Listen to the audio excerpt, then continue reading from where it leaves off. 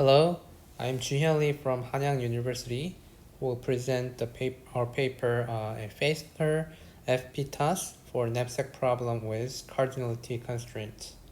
This is a joint work with Wenshin Lee and Professor Neshaw from the Ohio State University.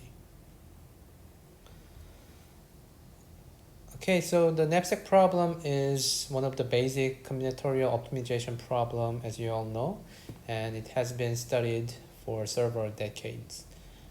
This problem often arises when there are resources to be allocated within a given budget. It is also the most fundamental non-trivial integer linear programming problem, and it can be formulated like this in this slide. The value and the size of each item I is called the profit Pi and the weight Wi respectively, and we use E to denote the ground set, which includes all the possible items. The objective is to make a binary choice for each item I to maximize the overall profit subject to a given budget constraint W. In this paper, we study the k-item knapsack problem, a well-known generalization of the famous 0-1 knapsack problem. Compared with 0-1 knapsack, there is an additional cardinality constraint in the k-item knapsack problem, which means that the number of items in any feasible solutions is upper bounded by large K. The KKP can be cast as a special case of two-dimensional knapsack problem, and this is also interpreted as 1.5 dimensional knapsack problem. Another closely related problem is the exact k-item knapsack problem, for which the results in this paper still hold. And we focus on designing on FPTAS for k-item knapsack problem, which is highly desirable for NP-hard problems. Unfortunately, it has been shown that there exists no FPTAS for d-dimensional knapsack problem, where d is greater than or equal to 2, unless p is equal to np. The existing solutions are like this. Caprara in 2000 proved that for the fractional k-item knapsack problem, where we can take a fraction of items, there is an approximation solution which can be obtained by ON time. And we can obtain the fraction solution in ON time, and this can be used to approximate the optimal solution within a constant factor. The first FPTAS for KKP was proposed in 2000 Caprara by utilizing standard dynamic programming and profit scaling techniques. Okay? And also there is a technique of hybrid rounding by Mastrolilli and Hodder in 2006. So our main approach and results is different from hybrid rounding technique. We show that it is possible to achieve a better complexity via the geometric rounding technique in the preprocessing phase.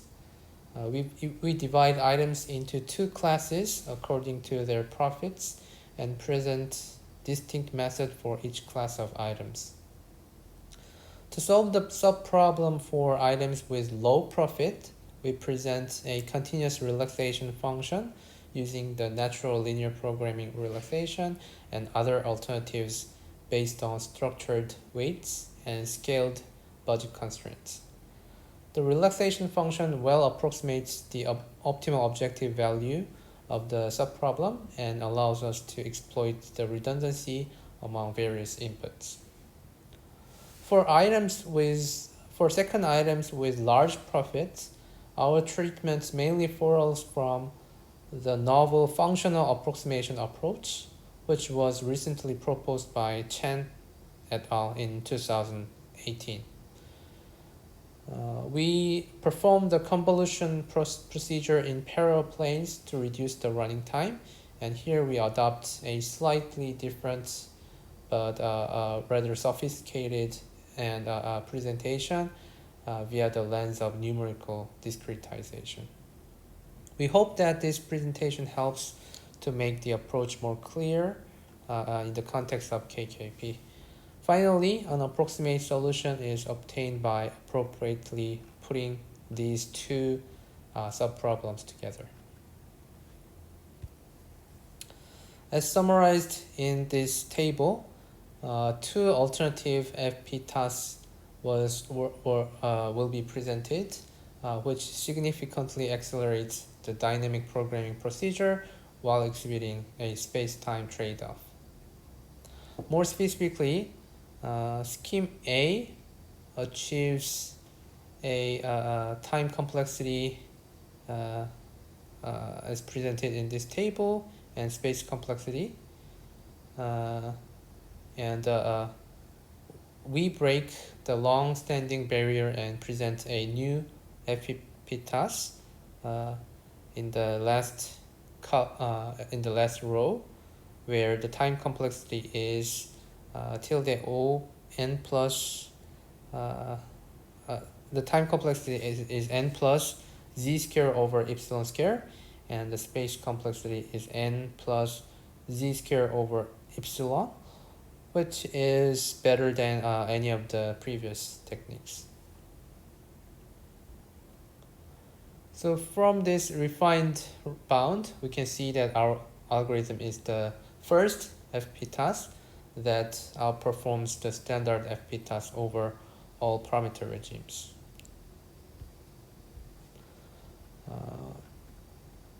So the first procedure for our algorithm is item preprocessing. So basically, two building blocks are partitioning the items into large item and small item, and apply geometric rounding. So on item E is called small if its profit is no more than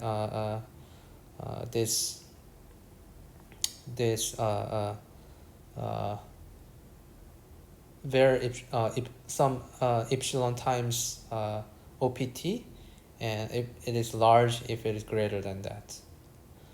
We further divide these large and small items into different subsets as shown in equation 4 and 5, and we can prove that the number of non-empty classes is in the order of Al. And at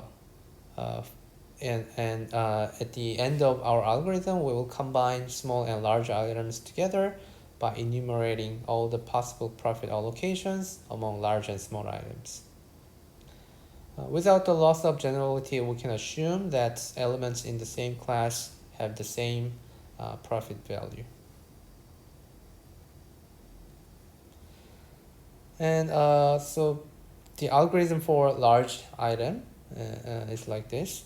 So in this part, we study the subproblem on the large item set, which is the same as the original problem, except that the ground set is substituted by L, and the cardinality upper bound K should be no less than Z. So as shown in equation 6, we define the profit function, which denotes the optimal objective value of the K item knapsack problem, which is defined on set T, while the budget and cardinality are omega and K. To compute the profit function efficiently, we will introduce the following inverse weight function phi t p k, which is defined like this. And this is one of the key ingredients in computing the profit function. So to compute phi L for any two disjoint sets S1 and S2, the convolution function phi S1 and phi S2, convolution of phi S1 and S2 is defined as in equation 8. And under this notation, if we partition the large item set into disjoint subsets, then the function defined on large items can be computed by performing convolution operations sequentially. And in general, different partition schemes will induce different complexity results. For example, if we partition the large item set into singletons, the algorithm is equivalent to the standard dynamic programming paradigm. In each stage, we are in charge of making the decision of whether to include item EI or not. And then we discretize the profit space. At this stage, it is worth pointing out that in the convolution operation between inverse weight functions, the profit value P appears as a decision value while it varies continuously. In addition, we are not able to obtain the closed form solution of the convolution operation analytically, so we transform the problem into a computationally tractable one via discretization. We discretize the interval xi with the points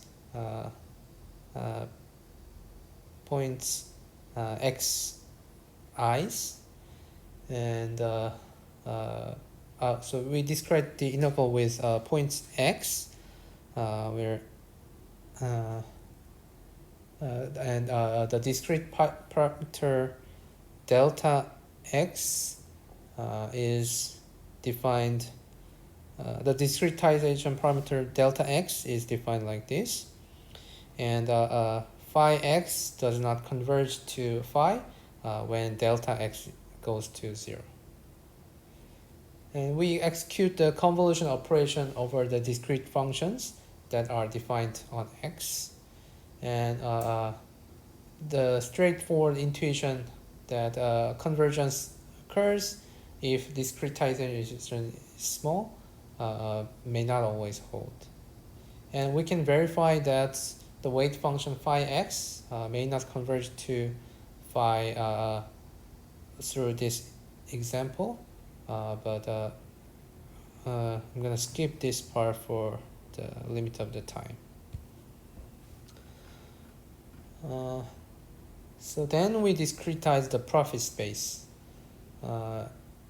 So we are able to show that for any finite index set I and omega and k, this holds. And what matters greatly is the order of the accuracy, which refers to how rapidly the error decreases in the limits as the discretizing parameter tends to 0. As shown in this lemma, we proved that for any given budget, omega, which is smaller than or equal to w, the cardinality upper bound k smaller than or equal to z, and the discretization set x, this equation holds where the coefficients c is equal to z plus 1. As a consequence, the size of x must be in the order of omega z over epsilon to ensure an error of epsilon times OPT. And this can be achieved by discretizing x by a uniform grid set. And the next part is the convolution algorithm. Since all the items in the same set have equal profit value, there is indeed only one decision value that should be figured out when we derive the convolution results. We divide the cube into parallel slices, depicted like this figure, and it can be seen that the angle between slice H and the frontal plane is equal to arctangent lambda A 1 over lambda A, and there are OX or OZ over epsilon such parallel slices in the cube. We establish an upper bound on the growth rate of the index function. And based on this observation, for any fixed slice, we design a divide and conquer procedure to compute the optimum indices efficiently. We start with a recursive call to determine the optimum indices of all the even indexed columns. And here a column is called even column if and only if its corresponding zeta value is even. And then for each odd column, we are able to reduce the size of the searching space given that we have figured out the optimum indices at the other even columns. And the second main part is algorithm for small items. The main idea for small items is similar to that for large items, where we find a new function y tilde this phi function, which is a good approximation of the profit function for small items and is economical in computation.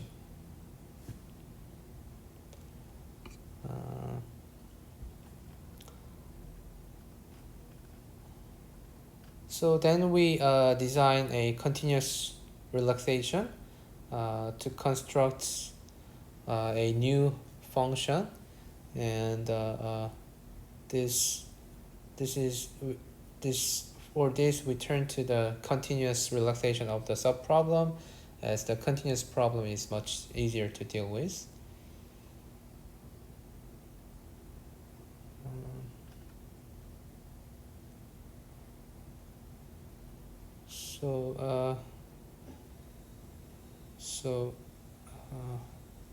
Due to the limit of the time, I'm gonna skip this definition, but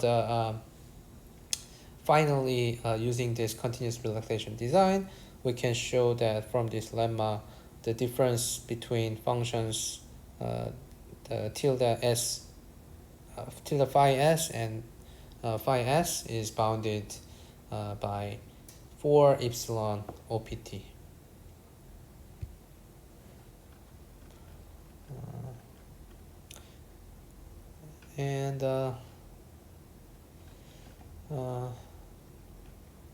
And we compute this approximated phi s function tilde phi s using these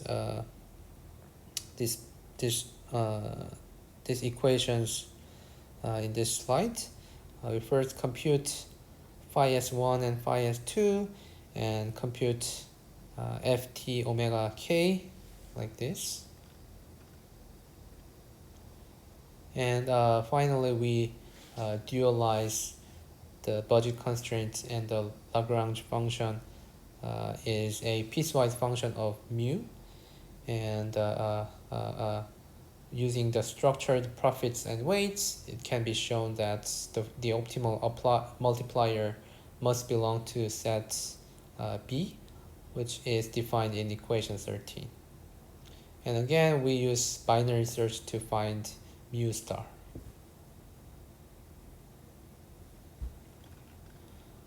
So finally, we combine the result of these two subproblems, one for large items and the other for small items, and combine them to get the result in the table for space complexity and computational complexity. As an example, I want to show this application in network caching as a practical example. So